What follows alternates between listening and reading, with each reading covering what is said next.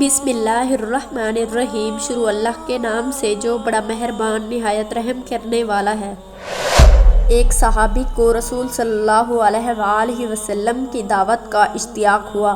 اس نے اپنی بیوی سے کہا کہ میں رسول صلی اللہ علیہ وآلہ وسلم کو اپنے گھر دعوت دینا چاہتا ہوں، یہ ہمارے لیے بڑی سعادت ہے۔ بیوی نے کہا ضرور دعوت دیں۔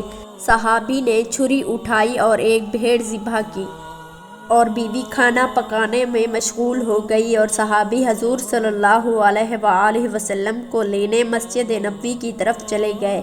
ایک بیٹے نے باپ کو بھیڑ ذبح کرتے ہوئے دیکھا تھا۔ باپ کے جانے کے بعد اس نے اپنے چھوٹے بھائی سے کہا کاش تو ہوتا تو دیکھتا کہ ابو نے بھیڑ کو کیسے ذبح کیا تھا، کیا میں تجھے بتاؤں؟ چھوٹے بھائی نے جواب دیا ہاں ہاں ضرور دکھاؤ، اور چھوٹے بھائی کی گردن پر بڑے بھائی نے چھری دی اور اس کی گردن کاٹ دی۔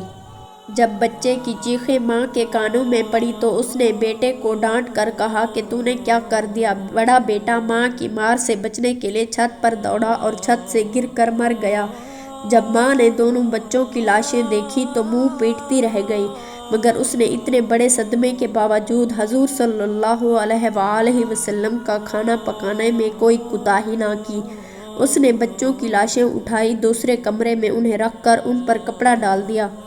کچھ دیر بعد اس کا شوہر حبیب خدا کو اپنے ساتھ لے کر آیا۔ آپ ایک کمرے میں بیٹھے۔ بیوی نے اپنے شوہر کو بلا کر سارا ماجرا سنایا اور اس سے کہا کہ دل پر قابو رکھنا اور نبی کریم صلی اللہ علیہ وآلہ وسلم کی دعوت میں کوئی خلل نہ واقع ہونے دینا۔ صحابی نے حضور صلی اللہ علیہ وآلہ وسلم کی خدمت میں کھانا پیش کیا۔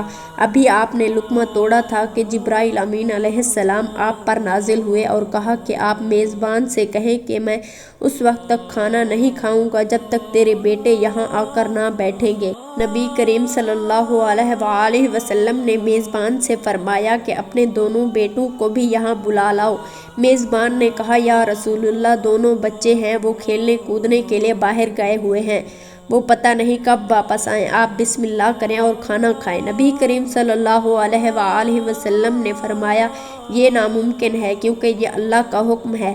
صحابی نے عرض کیا یا رسول اللہ میرے بیٹے مر چکے ہیں۔ حضور صلی اللہ علیہ وآلہ وسلم نے فرمایا ان کے جنازے یہاں لے آؤ، اور صحابی اٹھا اور دونوں بیٹوں کے جنازے لے آیا۔ نبی کریم صلی اللہ علیہ وآلہ وسلم نے دعا پڑھی اور خدا سے ان کی زندگی کی درخواست کی۔ اللہ نے آپ کی دعا قبول کی اور بچے زندہ ہو گئے اور اٹھ بیٹھے۔ آپ نے انہیں دسترخواں پر اپنے ساتھ بٹھایا۔ بچوں نے حضور صلی اللہ علیہ وآلہ وسلم اور اپنے والد کے ساتھ مل کر کھانا کھایا۔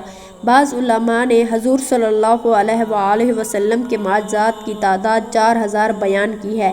ان میں سے کچھ معجزات غزوات کے وقت بھی ظہور پذیر ہوئے۔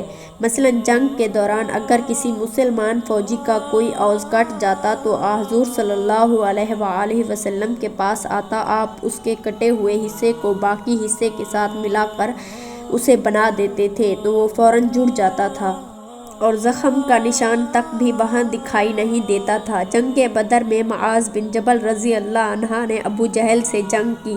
ابو جہل نے معاذ اللہ رضی اللہ عنہ کے پاؤں پر تلوار ماری جس سے ان کا پاؤں کٹ گیا۔ صحابہ کرام انہیں میدان جنگ سے زخمی حالت میں اٹھا کر حضور صلی اللہ علیہ وآلہ وسلم کے پاس لے آئے۔ اس وقت وہ درد کی شدت سے راہ رہے تھے۔ حضور صلی اللہ علیہ وآلہ وسلم نے ان کے پاؤں کا جولتا ہوا حصہ دوسرے حصے کے ساتھ ملایا اور لعاب دہن لگا کر اوپر پٹی باندھ دی۔ کچھ دیر بعد صحابہ نے ان کی پٹی کھولی تو ان کا پاؤں بالکل ٹھیک تھا اور اس زخم کا نشان تک دکھائی نہیں دیتا تھا۔ جنگ خیبر کے قلعوں کو فتح کرنا مسلمانوں کے لیے بہت مشکل ہو چکا تھا۔ مسلمان جب بھی حملہ کرتے تو یہودی سخت مقابلہ کرتے اور اسلامی لشکر ناکام ہو کر واپس آ جاتا۔ ایک قلعے کے پہلوان کا نام مرحب تھا اور وہ بڑا طاقتور پہلوان تھا۔ جب وہ مسلمانوں کے مقابلے پر آتا تھا تو مسلمان اس کے سامنے ٹھہر نہ پاتے تھے۔